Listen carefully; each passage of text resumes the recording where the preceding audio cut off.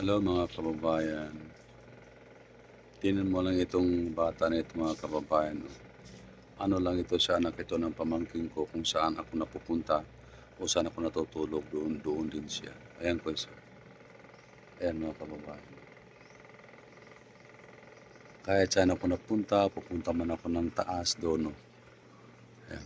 Aakyat man ako dyan, punta sa taas, ito ko sa taas matutulog. Pupunta rin siya doon. Tapos ngayon, dito ako natutulog.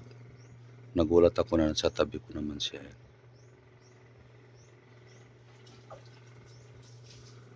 Ayan. Ang nanay niyan is, ah, ang tatay niyan is pamangkin ng asawa ko. Mano ba yung mga mga apo ko sa mga pamangkin ng misis ko is puro sila lahat malambing, mga babae, na mga bata, mga lalaki. Talagang malambing sila sa akin. Talagang sila, sa akin sila lumalapit, magpapakanlong.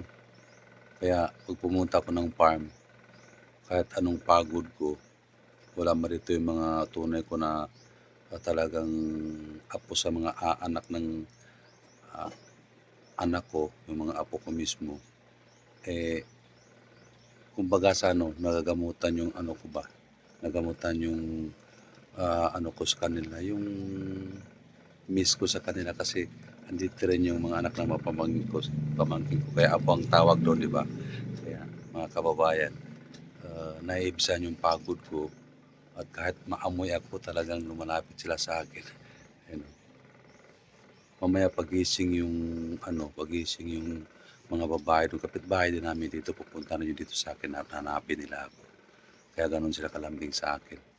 Kasi mga bata talaga po is pag yung lumalapit sila nanghihingi, bibigyan sila ng pagkain, mga kinde o pera, mamimiss ka talaga nila pag yung kaya nakita mo yan. Bahay nila malapit lang sa amin. Ayan po. So, ayan. Yan dyan sa kabilang bahay. Ayan. Yan. Yung may mga sinampay dyan. Yan. Pero dito siya sa akin natutulog. Nandun yung papa niya, nandun yung mga lola niya at lolo niya. Ayan yung kanyang auntie. Tapos ngayon, dito siya sa akin natutulog. Yun.